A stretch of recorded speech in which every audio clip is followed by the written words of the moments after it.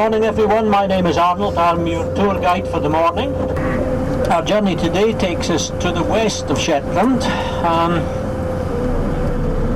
The islands themselves have some 100 in total, of which 16 are occupied. Now, freshwater lochs,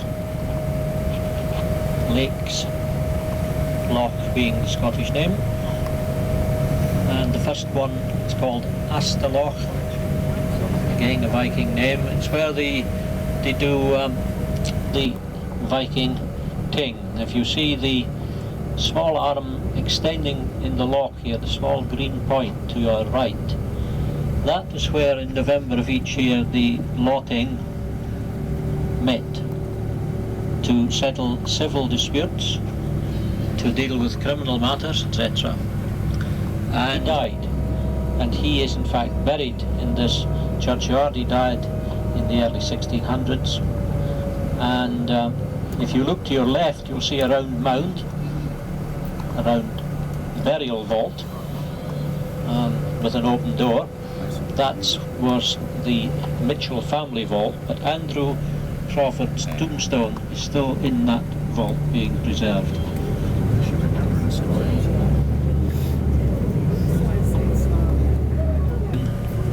Many of them came back to Shetland, and this land on our right was divided for servicemen coming back from the war, so that they had at least a patch of land on which they could obtain some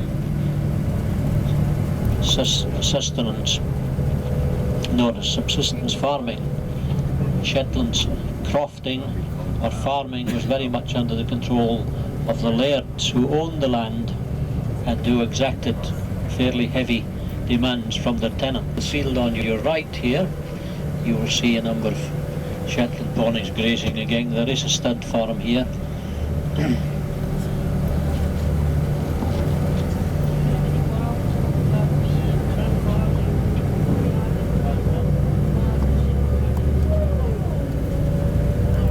Now the ponies all belong to some. I've been asked the question whether there are any wild ponies, but no, they're mainly the property of some rearer who wants to produce them for sale usually, although they don't fetch all that high prices. Depends on the colours. Certain colours do fetch high prices.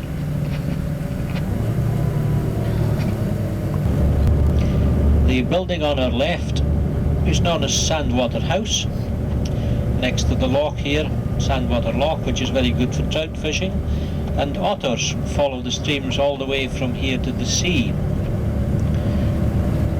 This particular building was a coaching inn at one time, which was a halfway house between Lerwick and Hillswick, which is one of the villages far north and west in the mainland of Shetland. It was a rest where people could rest both themselves and their ponies, and they could stay overnight, and they used to have livestock sales here in the parks in the area.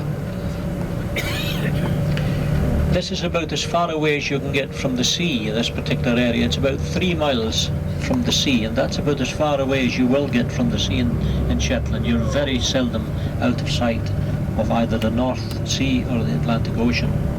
David Black, and in the 1830s he cleared this whole valley of people in order to make way for sheep. And from the clearances that took place, he used the stone from these buildings that the people had occupied, the small craft houses. Off here now. Our next stop is at the Shetland Jewellery. There's a small jewellery manufacturing business operated from Weasel here. Now this is a very good example of a voe. I mentioned to you that a voe or a vogue, this is the Nordic name, is a long, narrow inlet of water.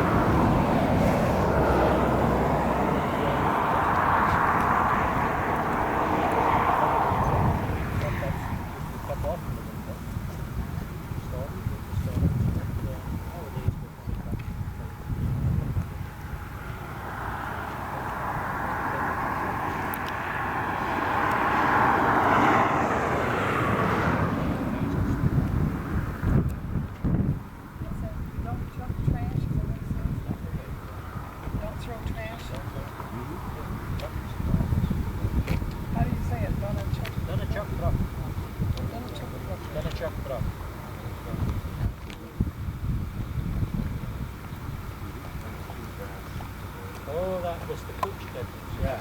Pooch is a substance that comes from the bark, which is a preservative. It was used in the old days to preserve plant. They used it for gaming blocks and they used it for boiler blocks, like pictures. Fish and decay.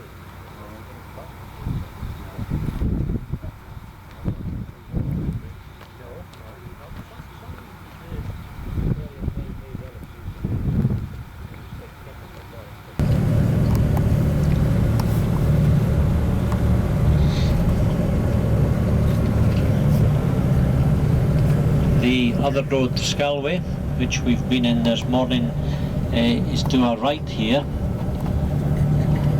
That's known as the North Road. We came out the South Road, and we're now returning to Lerwick by veering left here, climbing the hill.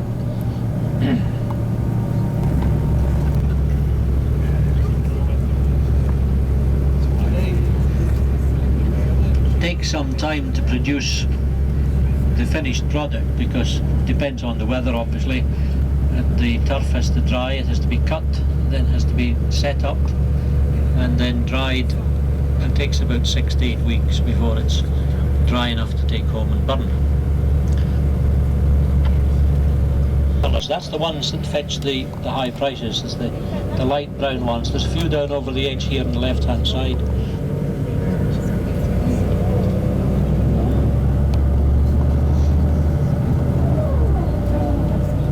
Now in a northeasterly direction, meaning that the wind has changed.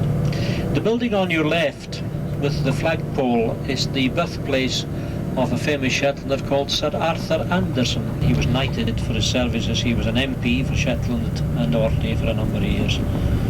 So we have fond memories of